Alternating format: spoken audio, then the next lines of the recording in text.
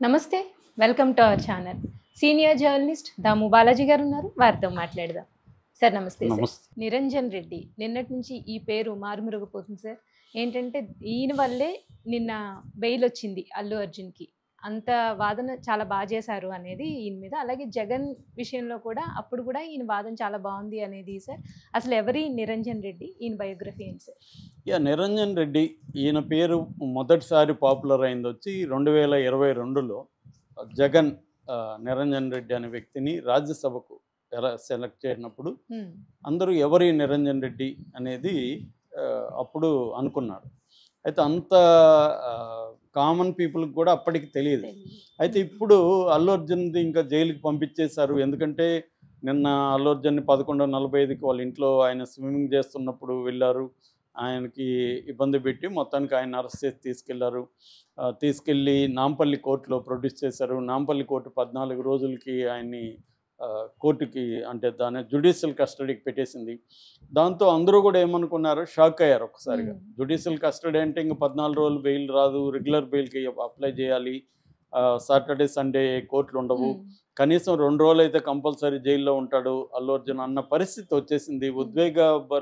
భరితమైన situation మొత్తం హైదరాబాద్లో, ముఖ్యంగా వాళ్ళ ఇంటి పరిసరాలు కానీ, కోర్టు దగ్గర కానీ, జైలు దగ్గర కానీ అభిమానులు వేలాది సంఖ్యలో వచ్చేసి తమ అభిమాన యాక్టర్ ఇలాగా అవుతారని ఎవరు ఊహించలేదు. సడన్ ఇది, ఎందుకంటే ఆయన మీద కేసు ఉందని తెలుసు కానీ సడన్గా ఇలాగా పోయి, ఎందుకంటే ఇప్పటి వరకు అనేక చోట్ల ఈ తొక్కిసలాట్లు జరిగాయి, పొలిటికల్ ర్యాలీల్లో జరిగాయి, పుష్కరాలప్పుడు జరిగాయి, బాబాల వచ్చినప్పుడు జరిగాయి, రకరకాల నిన్న రామ్ గోపాల్ వర్మ 4 ప్రశ్నలు అడిగారు. దేవుళ్ళ ఉత్సవాలప్పుడు జరిగినప్పుడు చనిపోతే దేవుణ్ణి అరెస్ట్ చేస్తారా, ప్రత్యేక ఈవెంట్లలో చనిపోతే హీరో హీరోయిన్లు అరెస్ట్ చేస్తారా, ఇలాగా ఆయన అనేక ప్రశ్నలు అడిగాడు. అవి లాజికల్ రైట్ క్వశ్చన్స్ అడిగాడు రామ్ గోపాల్ వర్మ.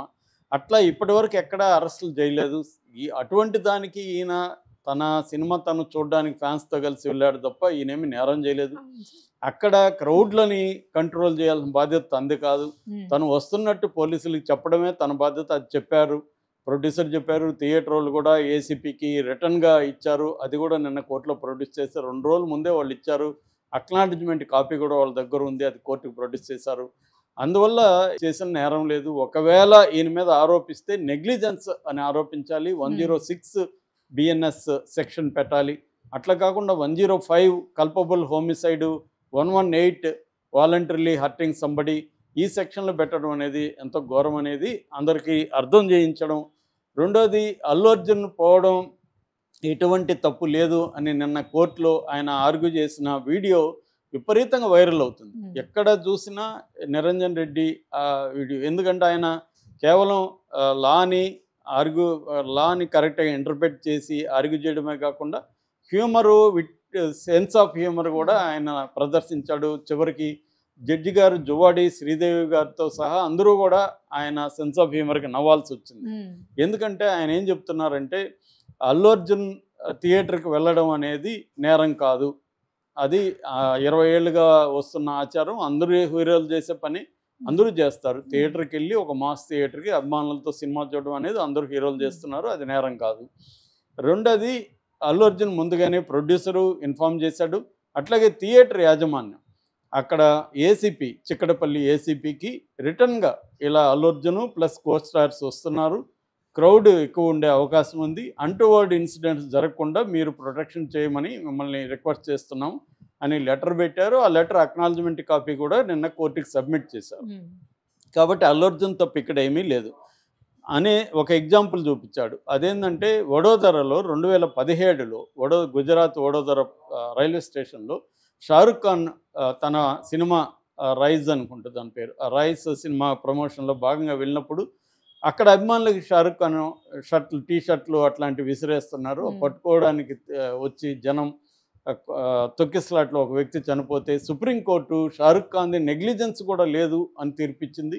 ఎందుకంటే క్రౌడ్ని కంట్రోల్ చేసే పని స్టార్స్ది కాదు, అది ఆ పని గవర్నమెంట్ పోలీసులు వాళ్ళు చూసుకోవాలి, అది వాళ్ళ ఫెయిల్యూర్ తప్ప షారుఖ్ ఖాన్ నెగ్లిజెన్స్ కాదు.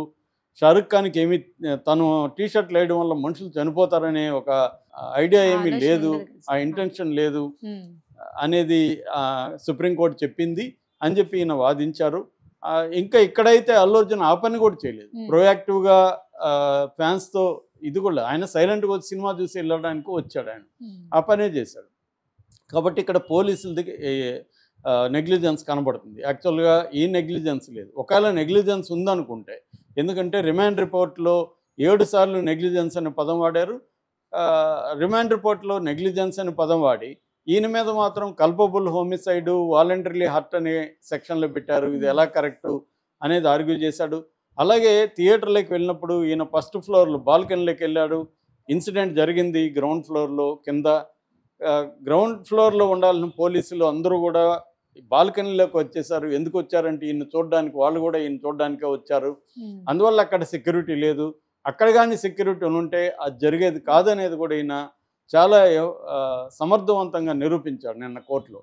సో ఇది చెప్తున్నప్పుడే అందరూ నవ్వారు. అంటే పోలీసులు కూడా మనుషులే కదా, వాళ్ళు అల్లు అర్జున్ చూడడానికే ఇటు వచ్చారు, అక్కడ ఎవరు లేరు. దాంట్లో రిమాండ్ రిపోర్ట్లో రాసింది ఇలా జరిగినాక మేము ఫస్ట్ ఫ్లోర్ నుంచి కిందికి వెళ్ళామని వాళ్ళే రాసుకొని వాళ్ళే చెప్తున్నారు మనకి లేదన్న విషయాన్ని అని ఆయన ఇట్లాంటి విషయాలు తీసుకొచ్చాడు. అట్లాగే పబ్లిక్ ప్రాసిక్యూటర్ మండే వరకు టైం ఇవ్వండి, మేము కౌంటర్ వేస్తామంటే ఆర్నబ్ గోస్వామి కేసుని ఈయన ప్రజెంట్ చేశాడు. Arnab Goswami case versus Maharashtra state కేసుని ఈయన ప్రజెంట్ చేసి అందులో సుప్రీంకోర్టు ఏమనిందంటే, ఒక పాపులర్ ఫిగర్ అయినంత మాత్రాన వాళ్ళకి లిబర్టీ, రైట్ టు లిబర్టీ ఉండదా, రైట్ టు లైఫ్ ఉండదా, 1 డే కూడా అది ఇంపార్టెంటే అనింది. కాబట్టి అల్లు అర్జున్కి 1 డే 2 డేస్ కూడా ఇంపార్టెంటే, మీరు మండే వరకు పోస్ట్ పోన్ చేయకండి, ఇంటీరియం బెయిల్ ఇవ్వచ్చు అని ఈయన గట్టిగా ఆర్గ్యూ చేసి దానికి సంబంధించిన సుప్రీంకోర్టు జడ్జిమెంట్లని, ఇతర హైకోర్టు జడ్జిమెంట్లని, ముంబై బెంచ్ జడ్జిమెంట్లని ఇవన్నీ కూడా ఆయన ప్రజెంట్ చేయడం, ఆయన సమయస్ఫూర్తితో వ్యవహరించడం, దీనివల్లనే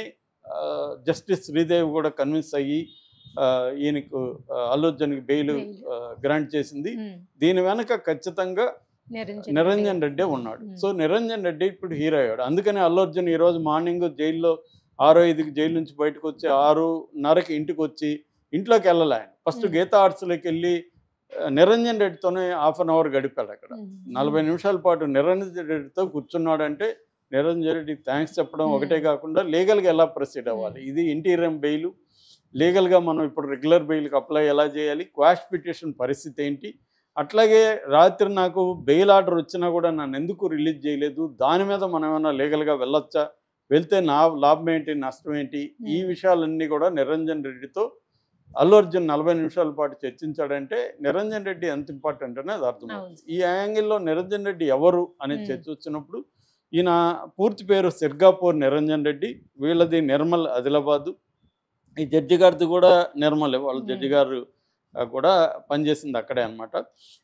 అట్లాగే వీళ్ళ ఫ్యామిలీ అగ్రికల్చర్ ఫ్యామిలీ, కానీ వీళ్ళ నాన్న విద్యాసాగర్ రెడ్డి చాలా పాపులర్ లోకల్ అడ్వకేట్ అక్కడ. సో కొడుకును కూడా అడ్వకేట్ చేయాలని ఆయన కోరుకుండేది. ఇతను కిషన్ సాగర్ అనే ఒక ఏరియాలో కాన్వెంట్ స్కూల్లోకి చేర్పించాడు వాళ్ళ నాన్న. ఆ తర్వాత శివశివాని పబ్లిక్ స్కూల్లో చదివారు. దాని తర్వాత ఇంటర్మీడియట్ అయిపోయిన తర్వాత 5 year integrated course, law course Symbiosis అనే లా కాలేజీ పూణేలో ఉంటుంది. అది వెరీ పాపులర్ లా కాలేజీ. దాంట్లో వీళ్ళ నాన్న 5 year ఇంటిగ్రేటెడ్ లా కాలేజీలో చేర్పించాడు. అక్కడ ఈయన చదువుకున్నారు. వచ్చిన తర్వాత ఈయన మనోహర్ రెడ్డి, కె ప్రతాప్ రెడ్డి అడ్వకేట్ల దగ్గర పనిచేశారు ఒక 3 ఏళ్ళు. దాని తర్వాత 95లో ఈయన ఇండిపెండెంట్గా స్టార్ట్ చేశారు. ఈయనకి ఇప్పుడు 54 years. 95లో ఈయన ఇండిపెండెంట్గా స్టార్ట్ చేశాడు. ఆ తర్వాత 94 నుంచి జస్టిస్ మురళీధర్ దగ్గర సుప్రీంకోర్టులో కూడా ఆయన ప్రాక్టీస్ చేయడం మొదలుపెట్టారు.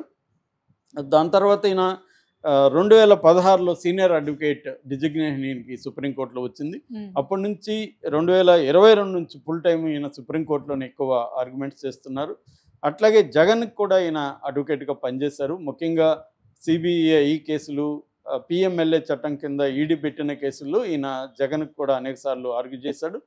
అట్లాగే ఈ మధ్య చాలామంది మీద కేసులు పెడుతుంటే, ముఖ్యంగా సజ్జల భార్గవరెడ్డి కావచ్చు, రామకృష్ణారెడ్డి, ఇలాంటి వాళ్ళకి కూడా ఈయన ఆంధ్రప్రదేశ్ హైకోర్టులో కూడా వాదనలు వినిపిస్తున్నారు. సో ఈయన బేసిక్గా ఏంటంటే కమర్షియల్ లా, తర్వాత క్రిమినల్ లా, ఆర్బిట్రేషన్ లా, ఈ 3 రంగాల్లో ప్రధానంగా ఫోకస్ చేస్తున్నట్టు కనబడుతుంది. అదే కాకుండా ఈయన గతంలో ఆ, అనేక అంటే ఎలక్షన్ కమిషన్కి స్టాండింగ్ కౌన్సిల్గా ఉన్నారు, మెడికల్ కౌన్సిల్ ఆఫ్ ఇండియాకి స్టాండింగ్ కౌన్సిల్గా ఉన్నాడు. ఉమ్, ఆ తర్వాత 2022లో జగన్ ఈయన్ని రాజ్యసభకు పంపించాడు వైసీపీ తరఫున. రాజ్యసభలో కూడా పార్లమెంట్లో వేసిన అనేక కమిటీలు ఈయన మెంబర్గా ఉన్నాడు. ఉమ్, లీగల్గా ఈయన ఒక రకంగా సుప్రీంకోర్టు టాప్ జడ్జెస్, టాప్ అడ్వకేట్స్లకి వెళ్ళాడు. ఇది కాకుండా ఈయనకి ఆర్ట్స్, సినిమా అంటే ఇష్టం ఉంది. రామ్ గోపాల్ వర్మ దగ్గర కొంతకాలం అసిస్టెంట్గా పనిచేశాడు. దాని తర్వాత ఈయన ఆ, గాజీ అనే సినిమాకి స్క్రిప్ట్ రైటర్గా, అంటే కో స్క్రిప్ట్ రైటర్గా పనిచేశాడు. దాని తర్వాత ఇట్లు గగనం, క్షణం,